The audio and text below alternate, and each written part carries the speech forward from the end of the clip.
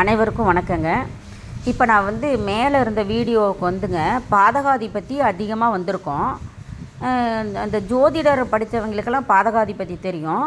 புதுசாக இந்த வீடியோ பார்க்குறவங்களுக்கு புரியாது. இந்த ஜோதிடம் கற்றுக்காதவங்களுக்கு பாதகாதிபதினா யார், அது எந்த கட்டத்தில் வரும், எந்த ராசியில் வரும்னு தெரியாது. இதுக்காக நான் தெளிவுபடுத்துறதுக்காக இந்த பாதகாதிபதி யார், அந்த எப்படி கண்டுபிடிக்கிறது, அதை தெளிவுபடுத்துறதுக்காக இந்த பதிவிட்டிருக்கேன். என் ஃபோன் நம்பரும் குறிச்சிருக்கேன். சந்தேகம்னா நீங்கள் கேளுங்க, நான் சொல்கிறேன். இப்போ ராசி கட்டத்தில் 12 வீடு ராசி இருக்குது. என்ன மேசம், ரிஷபம், மிதுனம், இது 12 ராசி இருக்குது. அதது நேருக்கு நான் பேர் எழுதியிருக்கேன். இப்போ மேச ராசி சரம், அடுத்தது சிரம், உபயம், அப்படியே சீனியாரிட்டியே வரும் பாருங்கள். சரம் சிரம் உபயம், சரம் சிரம் உபயம், சரம் சிரம் உபயம், அப்படி 4 உபய ராசி வரும். 4 சரம், 4 சிரம், 4 உபயம் வரும். இந்த கார்னர் மூல வீடெல்லாம் உபயராசியாக வரும். இந்த ஃபஸ்ட்டு மேசந்தாங்க ஃபஸ்ட்டு வீடு. இந்த சரம் ராசி இந்த பாருங்கள், மேச வீடும் விருச்சகம் வீடும் செவ்வாய் அதிபதியாக இருப்பாங்க. ரிஷபத்துக்கும் துலாத்துக்கும் சுக்கிரன் அதிபதியாக வருவாங்க. அந்த வீட்டுடைய அதிபதி நான் பாதகாதிபதினு சொல்கிறேன்னாலங்க, அது அந்த வீட்டுக்கு நான் இப்போ சொல்லிடுறேன், அப்போ புரிஞ்சுக்குவீங்க. இந்த சிரம்னு ரிஷபராசி வீடும் துளாராசி வீட்டுக்கும் ஒன்று மேலே ரிஷபத்துக்கு சிரராசியாக வரும், துலாத்துக்கு சரராசியாக வரும். மிதுனமும் கன்னியும் மேலே ரெண்டுமே உபயராசியாக வரும். ரெண்டுக்குமே அதிபதி புதன் வருவாங்க. கடகத்துக்கு ஒரே ஒரு சந்திரன் வருவார். மற்றதுக்கெல்லாம் 2 கிரகம் வரும். கடகத்துக்கும் சிம்மத்துக்கும் மட்டும் சூரியன் சந்திரன் ஒன்று தான் வரும். சிம்மத்துக்கு சூரியன் அதிபதி, கடகத்துக்கு சந்திரன் அதிபதி. இந்த லாஸ்ட்டுக்கு வாங்க. இங்கே தனுசுக்கு குரு வருவார், மீனத்துக்கு குரு தான் அதிபதியாக வருவார். அது ரெண்டுமே உபயராசி. அந்த கார்னர் மூலம் மட்டும் உபயராசியாக வருவாங்க. இந்த சென்டரில் பாருங்கள், மகரம் கும்பம் ரெண்டுமே சரம் சிரமாக இருக்கும். அது சனி தான் அதிபதியாக வருவாங்க. சனி அதிபதியாக 2 கிரகம், எல்லாத்துக்கும் 2 அதிபதி வருவாங்க. 2 சூரியனும் சந்திரனும் மட்டும் கடகத்துக்கு சிம்மத்துக்கு சூரியனும் கடகத்துக்கு சந்திரனும் வருவாங்க. சரி, இதுதான் ஃபார்முலா. இது இருக்குதுங்களா? ஒவ்வொருத்தருக்கும் ஒவ்வொரு லக்கணம் இருக்கும். இப்போ கன்னி ஒரு லக்கணமாக இருக்கும் ஒருத்தருக்கு ஒரு ஜாதகத்தில், ஒருத்தர் சிம்ம லக்கணம் இதாக இருக்கும், ஒருத்தர் கடகமாக இருக்கும். இப்போ கடக லக்கணத்துக்கு நம்ம எடுத்துக்கலாம். கடக லக்கணத்துக்காரங்களுக்கு சரராசியாக இருக்கும், சந்திரன் அதிபதியாக இருக்கும், லக்கணம் கடக லக்கணமாக இருக்கும். அந்த லக்கணத்திலிருந்து எண்ணணும். லக்கணம் 1 சரம், அப்போ சரம் சிரம் உபயம், சரம் சிரம் உபயம். சரம் அப்படின்னா சரராசிக்கு லக்கணத்திலிருந்து 11வது வீடு பாருங்கள், எழுதியிருக்கேன் பாருங்கள். சரராசி எது வரும்? மேசம், கடகம், துலாம், மகரம், இதெல்லாம் சரராசி. இந்த சரராசிக்கு 11வது வீட்டு அதிபதி பாதகாதிபதியாக வருவாங்க. மேசம், கடகம், துலாம், மகரத்துக்கு லக்கணமாக இருக்கணும். இந்த 4 வீட்டுக்கும் லக்கணமாக அமைஞ்சு, சரராசியில் லக்கணமாக அமைஞ்சு, இந்த 4 வீடு சரராசி தாங்க, லக்கணமாக அமைஞ்சால் லக்கணம் 1ன்னு எண்ணி 11வது வீட்டு அதிபதி நீங்கள் எண்ணணும். இந்த லக்கணத்திலிருந்து எண்ணினீங்கன்னா, இப்போ கடகம்னே நான் எடுத்துக்கிறேன். இப்போ கடகம் இங்கே இருக்குது. இப்போ கடகம் லக்கணம் இங்கே இருக்குதுன்னு வச்சுக்கோங்க. 11வது வீடு எதாவது வரும்? இது 1ன்னு எண்ணுங்க. 1 2 3 4 5 6 7 8 9 10 11ஆம் அதிபதி.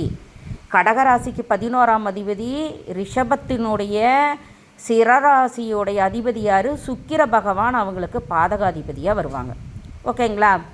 சரி, அடுத்தது ஒரு ஃபார்முலா சொல்கிறேன். ரிஷபம், சிம்மம், விருச்சகம், கும்பம், இது சிரவராசி. இது சிரம்னு எழுதியிருப்பேன். ரிஷபத்துக்கு சிரம். இந்த சிரராசிக்காரங்களுக்கெல்லாம் 9ஆம் வீட்டு அதிபதி பாதகாதிபதியாக வருவாங்க.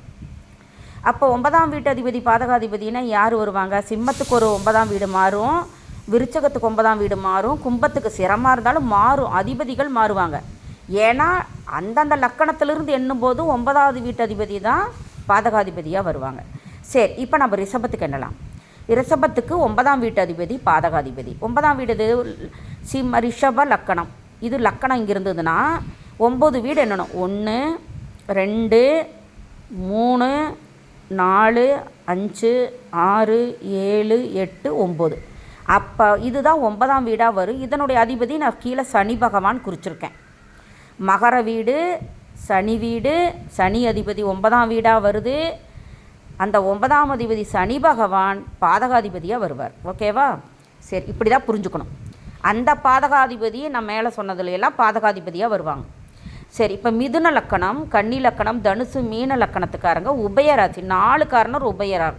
இது ஒரு மீன உபயம், மிதுனம் உபயம், கன்னி உபயம், தனுசு உபயம். இப்போ மீனத்துக்கும் தனுசுக்கும் குரு பகவான் அதிபதி, மிதுனத்துக்கும் கன்னிக்கும் புதன் பகவான் அதிபதி. புரியுதுங்களா? இப்போ இந்த உபயராசிக்கு 7வது வீட்டு அதிபதி பாதகாதிபதியாக வருவாங்க. இப்போ உபயராசிக்கு ஒன்று இல்லைங்களா, மிதுன உபயராசி. இதுக்கு 7ஆம் அதிபதி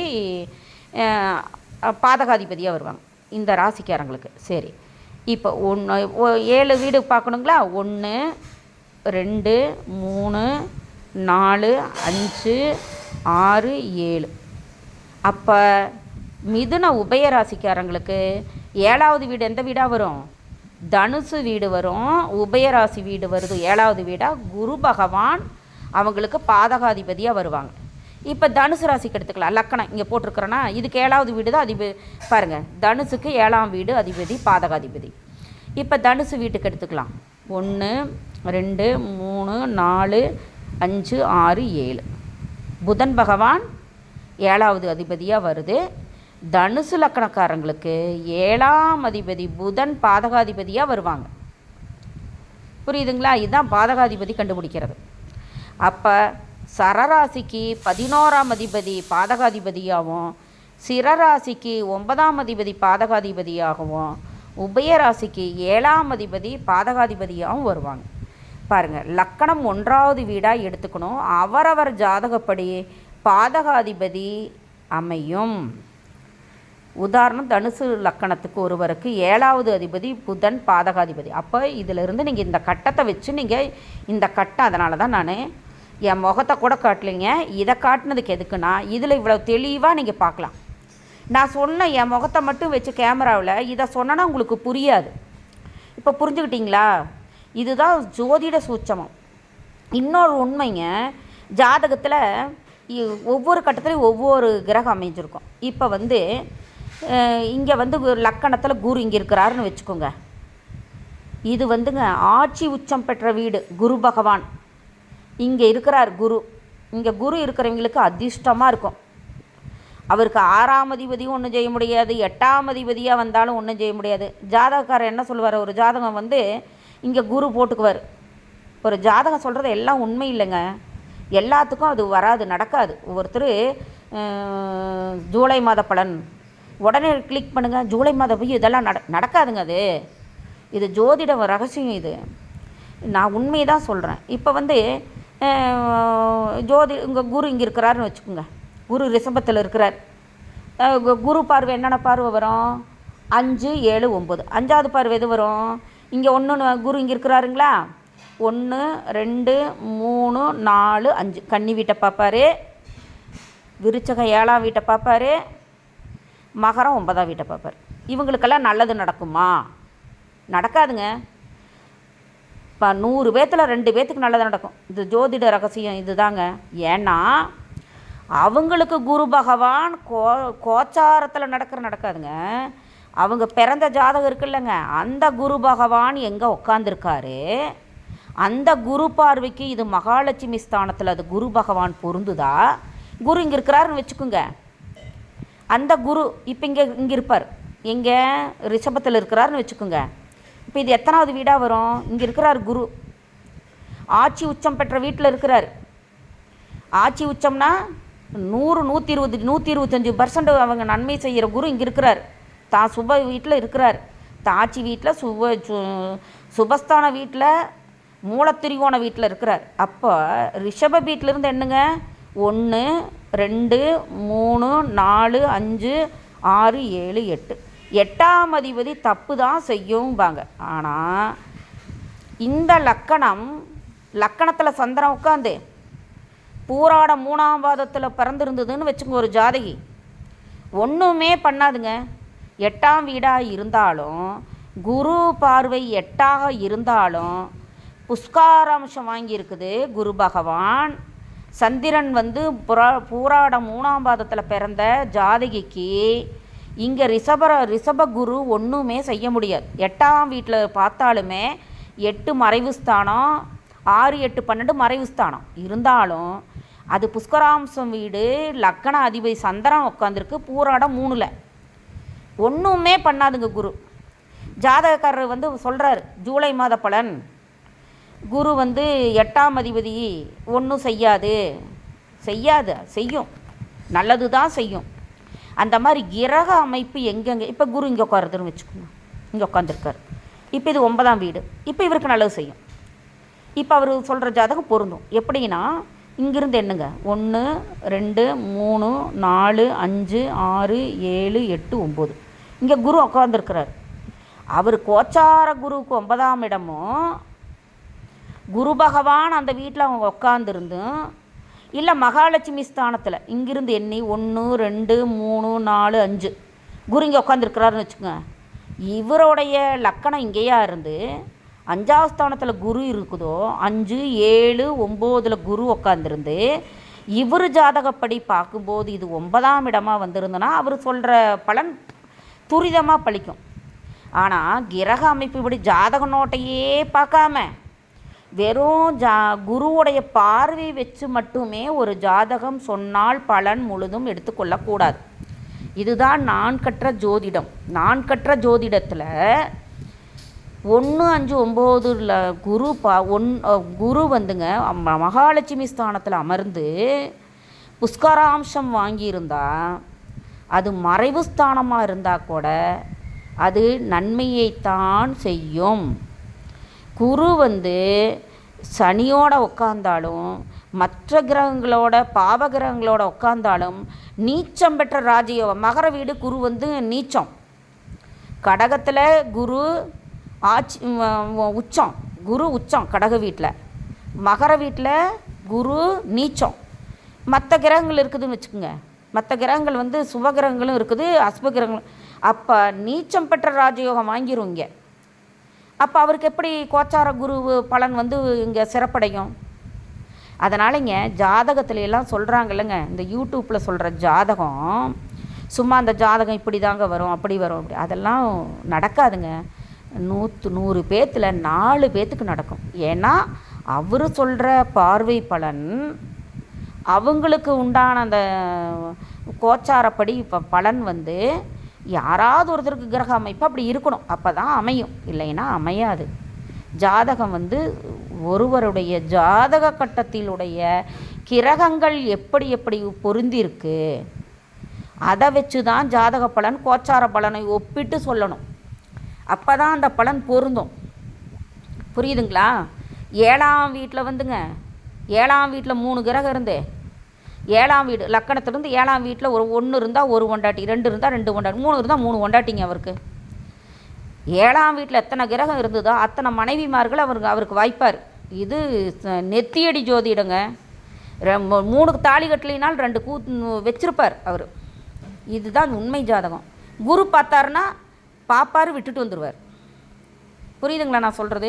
இப்போ இது 7ஆம் வீடு, இது இப்போ லக்கணம் இது ஒன்றுங்களா, தனுசு வீட்டில் 7ஆம் வீடு, இது மாங்கலிஸ்தான வீடு. இதில் 2 கிரகம் இருக்குதுன்னு வச்சுக்கோங்க, 2 மனைவி வாய்ப்பார். இப்போ புதன் ஒன்று இருக்கும், இன்னொரு சனி கேது ஏதோ ஒரு கிரகம் இருக்குதுன்னு வச்சுக்கோங்க. இந்த கிரகம் எத்தனை கிரகம் இருக்குதோ அத்தனை மனைவி அவங்களுக்கு உண்டு. பழகி பார்த்துட்டாது வந்துடுவார். தாலி கட்டுறது 1, பழகி பார்க்குறது 2. எத்தனை கிரகம் இருக்குது அத்தனை மனைவிமார்கள் வாய்ப்பார். இப்போ 2 கிரகம் இருந்தாலும் 1 தாலி கட்டியிருப்பார், 1 வச்சுருப்பார். குரு பார்த்தாருன்னு வச்சுக்கோங்க, குரு பார்வை இப்போ வந்து இங்கே இருக்குதுன்னு வச்சுக்கோங்க 7ஆம் வீடு, இங்கே வந்து அவருக்கு திருமணஸ்தான வீடுன்னு வச்சுக்கோங்க. இங்கே 2 கிரகம் இருக்குது. இப்போ வந்து இங்கே குரு உக்காந்துருக்கார், கும்ப வீட்டில் குரு உக்காந்துருக்கார். 1, 2, 3, 4, 5. எப்பயுமே குரு வந்து தான் இருக்கும் கிரகம் ஜாதக நோட்டில் குரு எங்கே இருக்கிறாரு அது வந்து மாறாதுங்க. ஜாதகம் மாறுமா, ராசிக்கிட்ட மாறாது, கோச்சாரம் மட்டும்தான் மாறும்.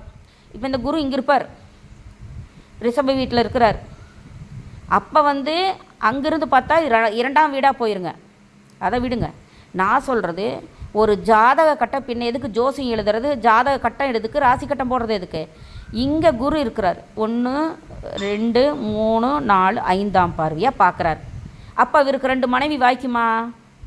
ஒன்று கல்யாணம் பண்ணிக்குவார், ஒன்றா வச்சுருப்பார். பழக்கமாக மனைவி போல் வச்சுருப்பார். மனைவி வந்து சண்டை போட்டு துரத்தி அடிப்பாங்க. ஏன்னா குரு பார்க்கறதுனால பட்டும் படாமலும் தெரிந்தும் தெரியாமலும் இருக்கும். இந்த வீட்டில் 2 கிரகம் இருக்கிறவங்களுக்கு புரியுதுங்களா? இப்படி தான் ஜோதிட பலன் சொல்லணும். இங்கே இருக்குதுப்பா குரு 5ஆம் பார்வையாக பார்க்குது, கன்னி வீட்டை பார்க்குது, விருச்சிக வீட்டை பார்க்குது, மகர வீட்டை பார்க்குது அப்படின்னா பலன் கொஞ்சம் இருக்கும். ஆனால் கிரகங்கள் எங்கே உட்காந்துருக்குதோ அதை வைத்து தான் ஜோதிட பலன் முழுமையாக நம்மளுக்கு. ஒருத்தர் வந்து சொல்கிறாரு, ஜோசிகாரர் சொல்கிறீங்க, எனக்கு எதுவுமே நடக்க மாட்டேங்குது. நிறைய நான் யூடியூப் சேனல் பார்க்குறப்ப பார்ப்பேன். நான் சொல்கிற வர்றது என்னன்னா, ஜோதிடர் 19 சொல்கிறார். அந்த கிரக பலன் வச்சு ரிஷபராசியில் குரு இருந்தால் அந்த பார்வைப்படும் வீடெல்லாம் நல்லா இருக்கும்னு சொல்கிறாரு. ஆனால் அந்த குரு எங்கே வந்து ராசி கட்டத்தில் அவங்க ஜாதகத்தில் உட்காந்துருக்கு, அதையும் இதையும் பொருத்தி தான் பலன் சொல்லணும். அவங்களுக்கு ஒன்றா வர்ற மாதிரி. இப்போ வந்து ஜாதகக்கார் சொல்கிறாருங்க, ரிஷப வீட்டில் குரு இருக்குது, 5ஆம் வீட்டில் குரு இருக்குது ஒரு ஜாதகருக்கு, 7ஆம் வீட்டில் குரு இருக்குது, மகர வீட்டில் ஜாதக கட்டத்தில் இருக்குதுன்னு வச்சுக்கோங்க. அவர் புண்ணியம், அவர் வந்து ஜாதகம் பிறந்த ராசி கட்டத்தில் குரு மகர வீட்டில் இருக்குது, கன்னி வீட்டில் இருக்குது, அவர் ரிஷப வீட்டில் இருக்குது. 5ஆம் பார்வையாக எந்த வீடுங்க? ரிஷப வீட்டுக்கு கன்னி வீடு வரும். அங்கே ஒரு குரு உண்மையிலே அவர் ராசி கட்டத்தில் குரு இருந்தாருன்னா அவருக்கு வந்து பலன் ரொம்ப அதிகமாக அடிக்கும். விருச்சிக வீட்டில் குரு இருக்கிறவங்களுக்கு அடிக்கும், மகர வீட்டில் இருக்க. அப்படி தான் பலன் சொல்லணும் பொதுவாக. இப்போ இவங்களுக்கெல்லாம் அந்த ஜோசிகாரை சொல்கிறது பலன்படும். யூடியூப்பில் சொல்கிறாங்களேங்க, ஜூலை மாத ஜாதகம், அடுத்த மாதம் வர பலன், இந்த மாதிரி தனுசு ராசி கும்பராசி பலன் சொல்கிறாருங்களேங்க, அந்த பலன் பொருந்தி வரும். அவர் சொல்கிற பார்வை வீட்டில் குரு பகவான் அமர்ந்திருக்கணும். கிரக வீட்டில் ஒன்று, கோச்சார வீட்டில் ஒன்று இருக்கிறவங்களுக்கு நடக்காதுங்க. இதுதான் ஜோதிட ரகசியம். எல்லாத்துக்கும் பொருந்தி வராதுங்க. ஆனால் இந்த பாதகாதிபதி மாரகாதிபதி எல்லாம் பொருந்தி வருங்க. இதுக்கு மாரகாதிபதின்னு ஒன்று இருக்குதுங்க. மாரகம்னா உயிர் எடுக்கிறது தான் மாரகம். மாரகம்னா உயிர் சம்மந்தப்பட்டதான் மாரகம். மாரகம் வந்து தனித்தனியாக இருக்குது. அது வந்து அடுத்த இதில் வந்து நான் உங்களுக்கு வந்து டவுன்லோடு பண்ணுறேங்க, அப்லோடு பண்ணி உங்களுக்கு தெளிவாக பேசுகிறேன். மாரகாதிபதி என்ன செய்வார், இது பாதகாதிபதி தான் நான் இப்போ போட்டிருக்கேன். ஏன்னா 9 நம்பருக்கு நான் சொல்லியிருக்கேன்ல பாதகம்னு, அந்த பாதகாதிபதி எப்படி அமைவார்னு தெளிவாக கொடுத்துருக்கேன். இதை பார்த்துட்டு உங்களுக்கு சந்தேகம்னா இதுதான் என் ஃபோன் நம்பர் 8344494556 தான் என் நம்பர். நீங்கள் எந்த தெளிவு வேணாலும் என்னை கேட்டுக்கலாங்க. யாருமே இங்கே வந்து ஒரு ஜோதிடர் சொல்கிறத வச்சு பயப்படக்கூடாது. குரு பார்த்துட்டாருன்னா அவர் வந்து குரு பார்க்க கோடி நன்மை. குரு எப்படி பார்ப்பாரு? குரு வந்து ஒரு வீட்டை பார்க்குறாருன்னு வச்சுக்கோங்க, குரு இருக்கிற வீட்டிலேருந்து அந்த கிரகத்தை பார்த்தா அவருக்கு நன்மை தான்.